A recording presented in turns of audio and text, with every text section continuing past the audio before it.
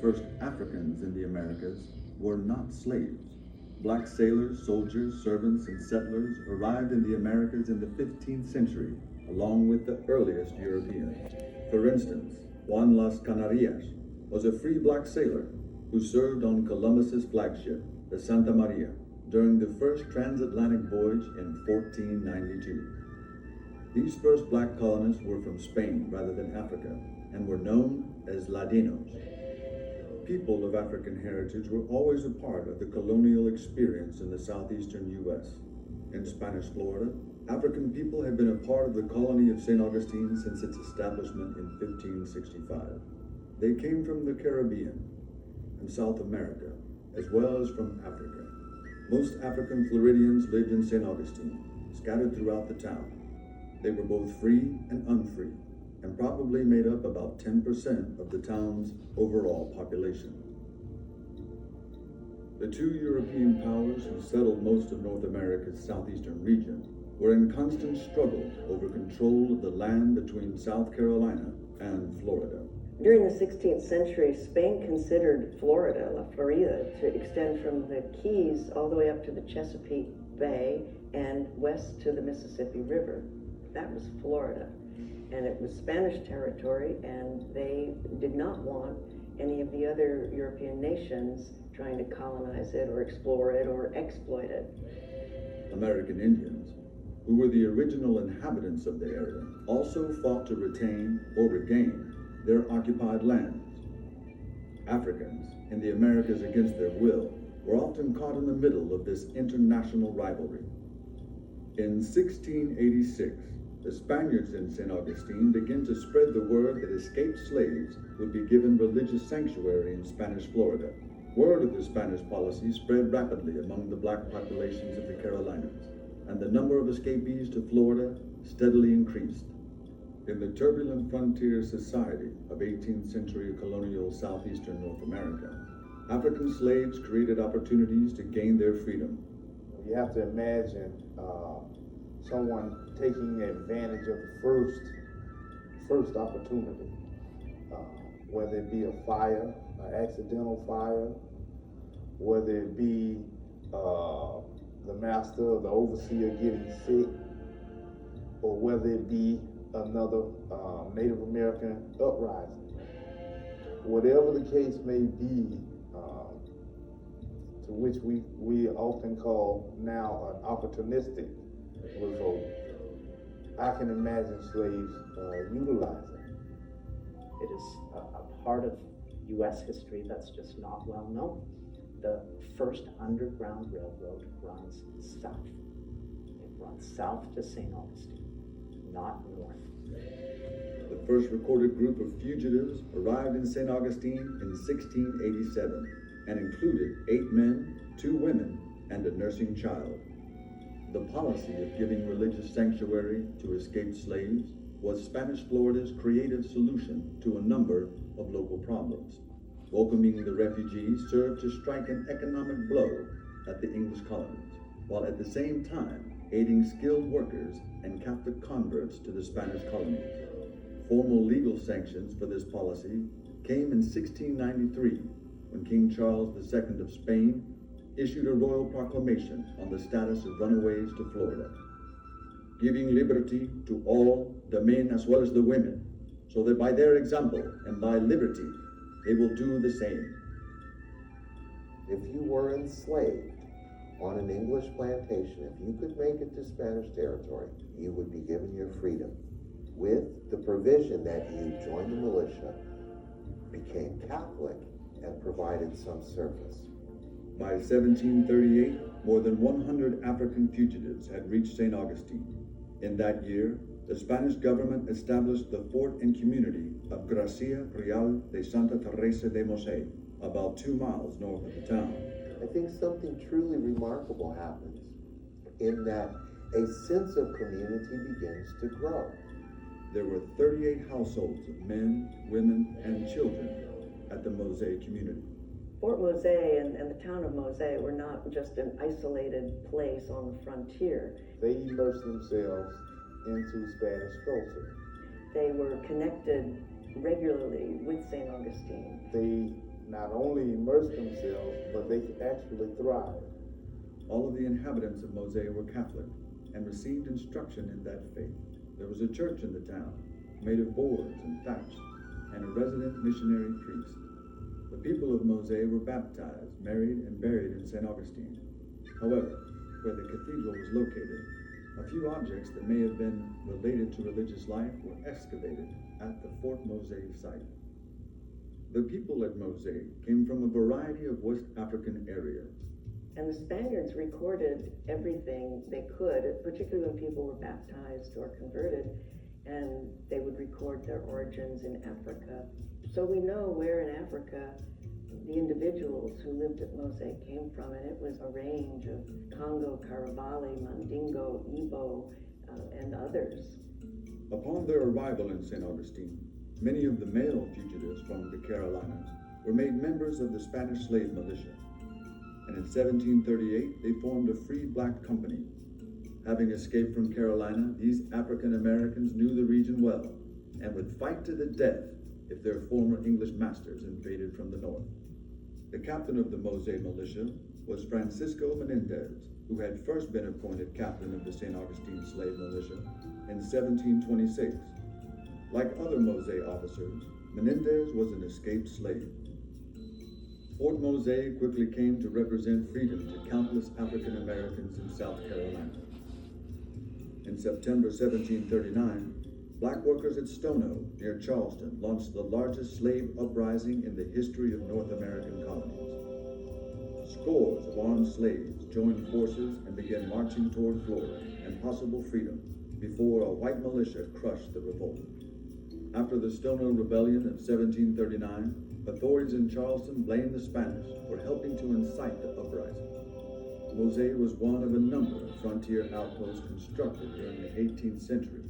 The soldiers at Fort Mose had more than symbolic value for Florida. With only several thousand Europeans and several hundred Africans, the small Spanish colony needed strong defenses, and the black militia at Fort Mose represented an important force to defend St. Augustine. The original fort at Mose was small, 20-meter square enclosure containing a watchtower, a well, and a guardhouse. Its walls were earth, stakes, and cactus, and it was surrounded by a shallow moat. Mose was intended to be a farming as well as a defensive community. The Spaniards in St. Augustine hoped that the Mose farmers could produce enough food not only for themselves, but also as extra food for the colony. They probably farmed corn and maybe rice, but it is clear from the documents that they were unable to meet even their own needs. The Mose residents supplemented their crops in numbers of ways. Residents received government supplies at irregular intervals, including corn, beef, pork, rice, and biscuit. They also earned extra government food rations by working on government construction projects. Perhaps most importantly, people at Mose hunted and fished in the nearby woods and streams, and probably gathered wild plants and fruits. Isabel de los Rios was a free African woman who lived in St. Augustine and sold fresh-baked Spanish rolls, sugar syrup, and other provisions from her home. We know of Isabel and of Captain Crispin de los Tapia, a free African man who ran a grocery store, through court records. Both provisioners testified in a 1695 court case against several Appalachian Indians that had given them counterfeit money for the purchase of rolls and other goods. We also know that in 1683, the Tapia was listed as a corporal in the St. Augustine African Militia.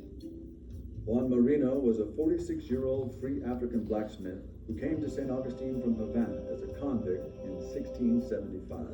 He worked as a master charcoal burner in the Royal Forge, burning charcoal and making and repairing weapons. By 1683, he had opened his own forge where he did blacksmithing for the royal armorer and private citizens. Marino was also listed as second lieutenant in the St. Augustine African Militia in 1683. War between Spain and England raised the possibility that the Spanish in Florida might mount an attack on Georgia or encourage another rebellion among the black majority in Carolina. The English thus sought to strike first. In 1740, 2 years after the start of the Mose community and 1 year after the Stono uprising in Carolina, English forces attacked St. Augustine. led by General James Oglethorpe of Georgia. Oglethorpe led a large but clumsy attack against St. Augustine, using colonial soldiers from Georgia and Carolina, as well as Indian allies. During the attack, Fort Mose was captured. All of the Mose inhabitants reached the safety of the Castillo de San Marcos in St. Augustine, where they took refuge along with the rest of St. Augustine's population. Oglethorpe's men occupied Fort Mose during the siege of St. Augustine, but were defeated there in a pitched battle with the black, white, and Indian Spanish forces. Fort Mose was badly damaged in the battle, and the community was abandoned for 12 years. In 1752, the town and fort at Mose were rebuilt in a slightly different location. The former residents, who were by then well settled into town life, moved back to the frontier under pressure from the Spanish authorities, who still needed Mose as the colony's first line of defense against the English. The second fort at Mose was a walled enclosure with a moat containing a number of buildings. It was much larger than the first fort, about 65 meters to a side, and was open on one side along the creek. The walls of Mose were made of packed earth, faced with clay and sod, and were planted with cactus. The moat was 6 feet wide and 2 feet deep, and was probably also planted with cactus. The fort was surrounded by fields, farmed by the people of Mose. They lived in palm thatch houses, which initially at least were built inside the protected walls of the fort. An eyewitness account was recorded in 1759, made by the Franciscan priest Father Juan Joseph de Solana, who was reporting on the conditions in St. Augustine in that year. He wrote, "The fort at Mose is situated on the banks of the river, which runs to the north, and at a distance of 3/4 of a league from the Presidio.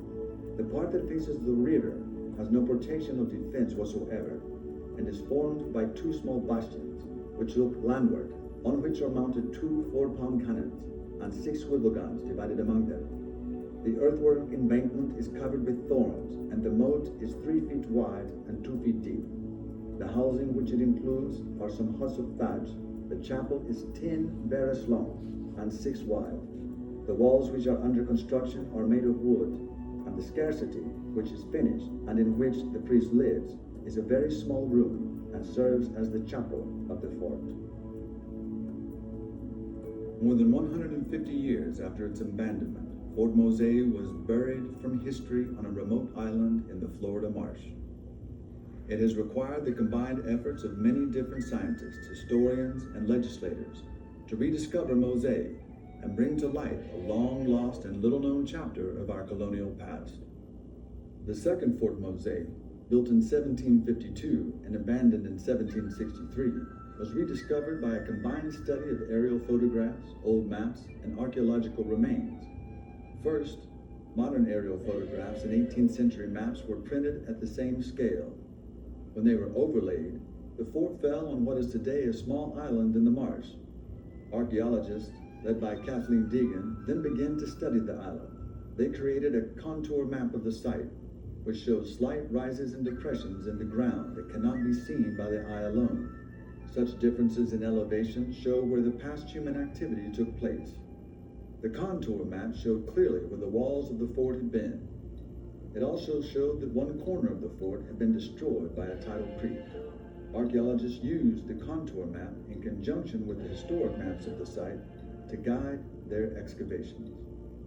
Fort Mose stands as a monument to the courageous African Americans who risked and often lost their lives in the long struggle to achieve freedom. Their legacy is one of tremendous daring and effort, and one which made important contributions to our colonial past. It is critical to our understanding of history that we recognize that the African experience in colonial history was much more than slavery and oppression. The Fort Mose story helps to create a broader vision of our American heritage and communicate that story of this early fortress of freedom.